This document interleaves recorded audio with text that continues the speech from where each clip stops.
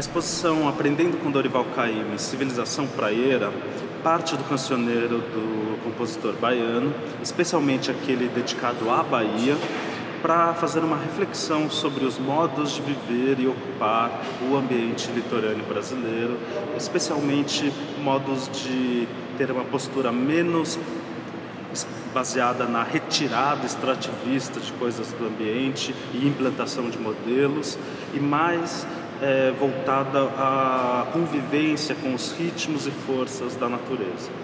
A gente começa a exposição apresentando nosso próprio Caymmi num autorretrato dele, que também era um pintor ocasional, que adorava pintar e convivia com muitos pintores discutindo modos, técnicas e temas, e com o disco que inspira a exposição e que toca aqui no Espaço Expositivo continuamente. Em seguida, a gente apresenta o nosso outro protagonista na exposição, que é o José Pansetti, também aqui em autorretratos, e apresenta aqui um conjunto de fotografias do Pierre Verger. São fotografias em que nós temos tanto o Caymmi quanto o Pansetti na praia, com seus instrumentos de trabalho, e aparecem aqui cruzados como num encontro de dois artistas que foram também amigos e compartilhavam a paixão por um mesmo ambiente, por um mesmo imaginário. O trabalho fotográfico destaca uma fotografia da Lagoa da Abaeté, feita pelo Pierre Verger, passa para fotografias de Alice Brill e Marcel Gauthieron ali na Lagoa. Então aqui a gente vê fundidos o ambiente das lavadeiras, do pescador e do próprio artista Pansetti, que aparece na mesma lagoa. E então a gente tem um retrato deste ambiente do Abaeté, que é um dos lugares míticos baianos, um dos lugares do imaginário baiano, no qual se encontram Pansetti e Caymmi. Então nós temos aqui as imagens feitas pelo Pansetti, é um dos últimos núcleos de pinturas feitos pelo artista, várias delas já de memória, quando no final da vida ele se lembrava da lagoa. E traz também o livro Cancioneiro da Bahia, do Caymmi, e no qual se destaca a própria lenda do Abaeté, canção célebre que nos fala, né? No Abaeté tem uma lagoa escura, rodeada de areia branca, e é muito impressionante como, tendo essa letra no nosso imaginário, a gente revê essas pinturas e é quase como se uma desse corpo para outra, como se canção e pintura coincidissem numa mesma mitologia de um lugar.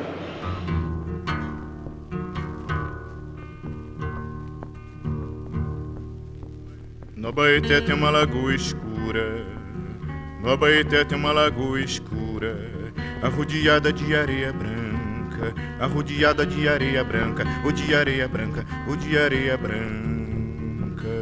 A ideia da exposição é que canções, pinturas, móveis, ideias, textos possam convergir como parte de um caldo cultural que vem de artistas que tiveram uma sensibilidade particularmente destacada a respeito das maneiras de viver no nosso território. Então, aqui a gente tem um núcleo a partir das fotografias de Otto Stupakov. Ele é o autor da foto da capa do Caymmi o Mar, um disco também representativo das canções praieiras do Caymmi e que retrata de uma forma muito distinta o cantor para o padrão da época. Esse mesmo Otto Stupakov também foi quem pediu para o designer Sérgio Rodrigues uma poltrona que servisse no seu estúdio, ocupando um espaço pequeno, mas na qual ele pudesse efetivamente se deitar, se refestelar, relaxar entre um trabalho e outro. E dessa encomenda nasceu a famosa poltrona mole. Em troca, o Sérgio Rodrigues pediu ao Otto que fizesse fotos da sua poltrona na praia do Leblon, como essa foto que a gente traz aqui.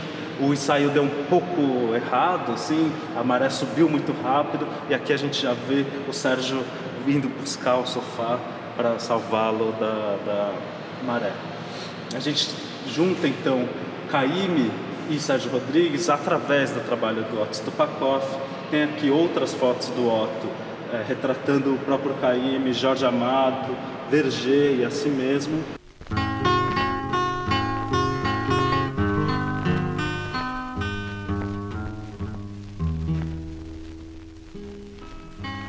graça da poltrona mole é que ela tenta atender a discussão sobre o que é um móvel brasileiro de uma maneira muito original. O Sérgio queria evitar as citações explícitas de brasilidade. Então ele não traz nenhum padrão, nenhuma textura que tenha cara ou cores com cara de Brasil.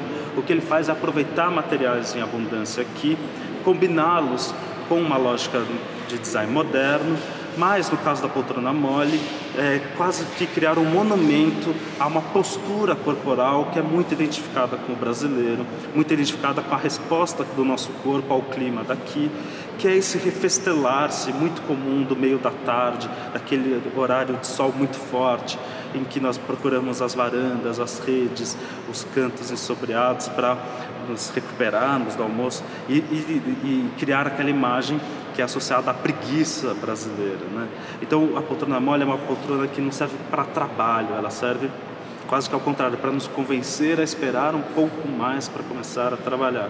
E nesse sentido, ela é um marco de uma brasilidade, não apenas pelas suas formas, mas pelo colocar em relaxamento que ela traz para o nosso corpo.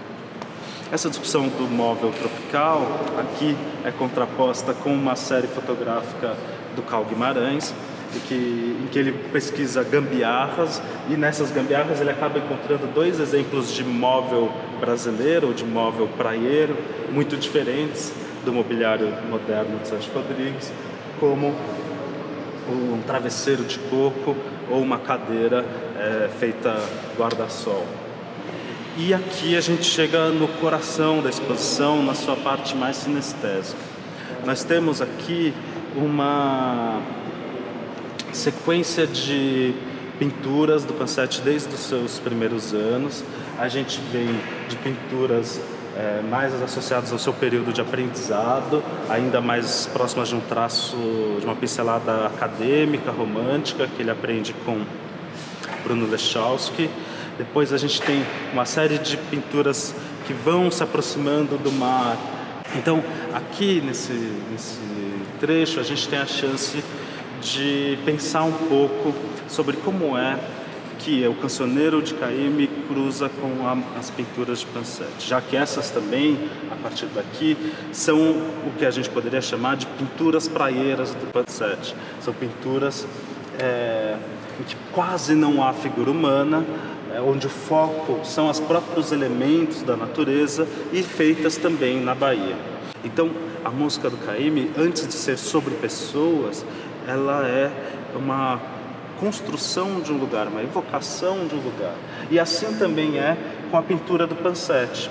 O grande protagonista dessa pintura são as forças da natureza. É uma pintura feita de areia, feita de mar, feita de céu, e as inúmeras maneiras como esses elementos podem se sobrepor, se contrapor, é que fazem o jogo mais encantador da produção do Pansete. Bem na terra, bem no mar, o bem de terra é aquela que fica na beira da praia quando a gente sai. O bem de terra é aquela que chora, mas faz que não chora quando a gente sai. O bem do... A ideia é que a exposição não seja só uma contraposição intelectual de conceitos e formas. Ela também possa ser uma mistura sinestésica, uma mistura de sensações, em que a relação entre uma música e uma pintura e um convite para o corpo, como uma poltrona dessas, possa efetivamente ser sentida e não apenas entendida pelo espectador. Além disso, é um convite à desaceleração, para pensar toda a importância da contemplação, da espera e da calma na produção desses artistas. Nada melhor do que também nós nos desacelerarmos, pararmos, repousarmos e darmos um tempo para a música e para a obra de arte, que não é só o tempo da percepção imediata, mas é também o tempo de uma percepção duradoura, que deixa que cores, notas e fragmentos cresçam em importância conforme a nossa mente e o nosso corpo deslizam por elas. A poltrona do Flávio de Carvalho, ela oferece uma solução diferente para pensar o mobiliário brasileiro.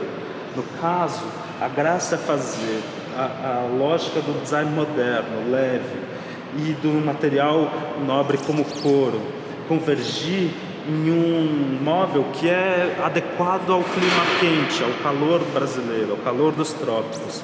Então essa é uma poltrona arejada, que apesar de ser de couro, ela oferece uma ventilação para o corpo de quem a usa. Aqui a gente tem uma contribuição da artista mineira Patrícia Leite, uma artista contemporânea, e provavelmente é a artista brasileira hoje que mais aprendeu com o Pansete, que mais olhou para o seu modo de pintar. Ela faz uma pintura em que as pinceladas são muito discretas, elas não tentam nem ser perfeitas, nem ter alguma expressividade muito efusiva. Elas são quase feitas sem muito planejamento, muito singelas na sua fatura, e criam esses campos de cor que, quando vistos a uma certa distância, revelam a profundidade de uma paisagem. A gente tem também uma contribuição do Paulo Bruschi, um artista pernambucano, com um envelope que ele mandava, um exemplar de arte correio, que ele fala: abre e cheira, este envelope contém o cheiro da praia. Então esse envelope que trazia sargaço do mar dentro dele, na tentativa quase impossível de, através do olfato, ativar a memória de um outro lugar, transportar uma parte tão marcante do nosso litoral para outros lugares. A gente ainda tem um último núcleo do Pansete que a gente associa à pintura de Paul Gauguin. É um raro conjunto de pinturas em que a escala humana não é só mais aquele pontinho, mas ela ganha uma dimensão física, ela ganha uma dimensão narrativa. Então essa não são quaisquer corpos diante do mar, essas são as mulheres vendo os pescadores saindo para um dia de trabalho. Isso remete imediatamente ao imaginário tão bem tratado pelo Caymmi, do pescador que sai para o mar, não sabe se vai, não sabe se volta, não sabe se fica. E essa é uma situação que também tocou o Pansete nessas telas tão singelas. Agora, um núcleo que volta para o Flávio de Carvalho, não apenas naqueles móveis, mas também em desenhos dessas mulheres feitas de uma maneira muito selvagem, que parece mais atento a uma espécie de emanação de energias desses corpos do que em retratar as suas anatomias propriamente. Então, temos um conjunto de ideias do Flávio. O Flávio não só era um artista e um designer, ele também era um grande agitador cultural e um arquiteto provocador. Nós temos aqui o retrato feito pela revista Manchete da sua experiência número 3, na qual ele criou um traje tropical e tomou as ruas de São Paulo numa espécie de desfile, de parada, com esse traje que substituiria o terno, a rigidez adequada ao clima e à sociedade europeia do terno, por uma roupa formada de saiote, mangas bufantes, tecido arejado, que deveria ser a roupa adequada ao homem dos trópicos. A gente tem o Flávio pintando um retrato como os que estão na outra parede. Temos ele vestido com o seu new look, com a sua roupa tropical. Temos então a casa feita em Valinhos pelo arquiteto, no meio de uma fazenda. O Flávio nunca foi propriamente um artista praieiro, mas muito mais um artista preocupado com o clima tropical, mesmo que no interior do estado de São Paulo, como nessa casa. E é um exercício muito interessante no qual ele esboça uma arquitetura moderna aberta ao seu ambiente, que não tem portas, tem uma grande abertura com faixas de tecido, que usa chapas de alumínio para multiplicar a luz solar no espaço interno, abre todos os ambientes para grandes quinas envidraçadas, de forma que a natureza adentre, e ainda cria uma pérgola hiperdimensionada que, na prática, constrói uma sala de estar ao ar livre, totalmente integrada no ambiente.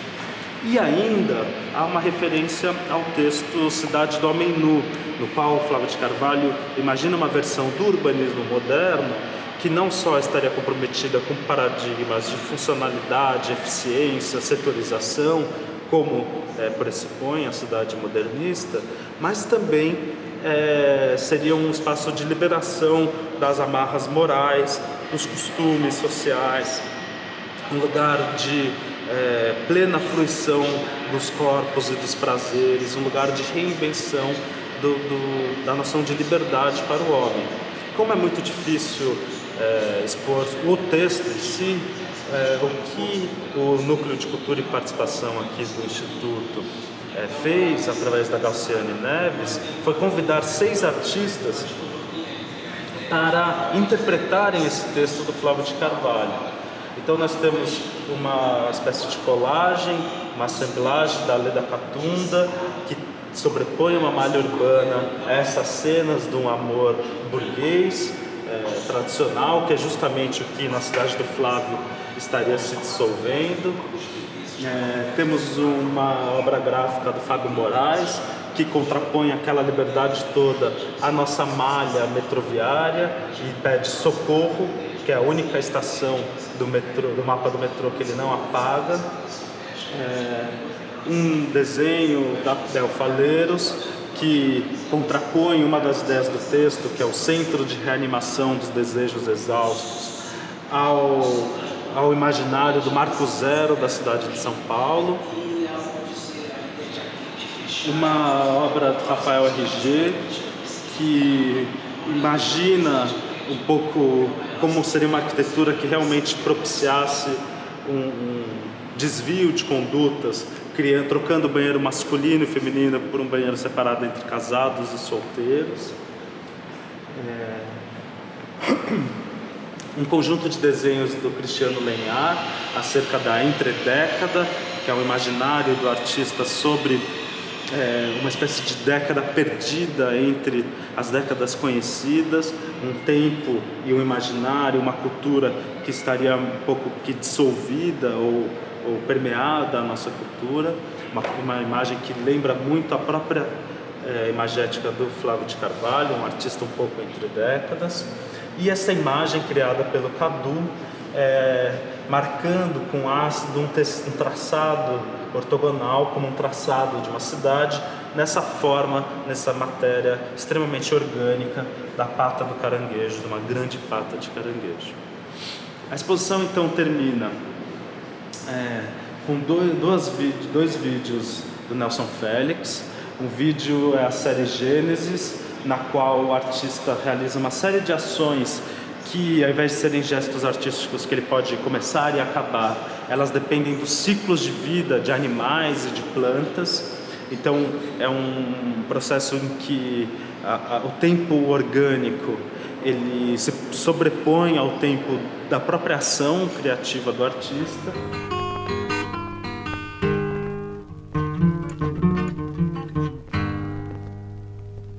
A jangada saiu com Chico Ferreira e Bento. A jangada voltou só. O artista utiliza uma série de operações de desenho sobre o mapa e definição de coordenadas um tanto arbitrárias como motor para uma obra que tenta ter o mínimo de controle sobre o espaço possível e o máximo de entendimento poético das dimensões do espaço, o que acaba sintetizado nesse objeto que está sendo mostrado pela primeira vez, um globo terrestre, com todos os desenhos sobre mapa feitos pelo artista nas suas trajetórias, e um relógio chamado Agora, feito pelo artista Lula Vanderlei, em que os ponteiros giram ao contrário, formando um agora paradoxal, que não é nem para o futuro, nem para o passado.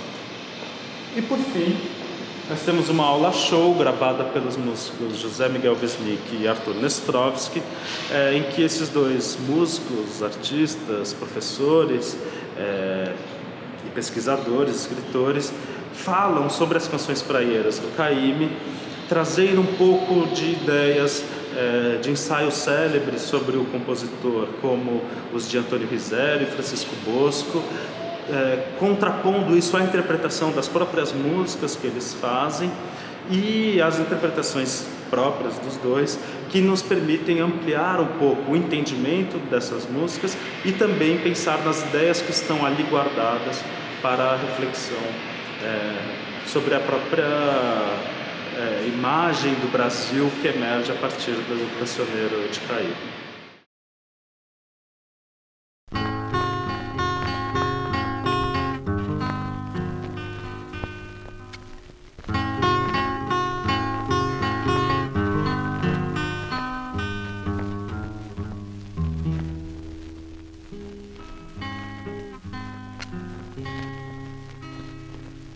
É doce morrer no mar,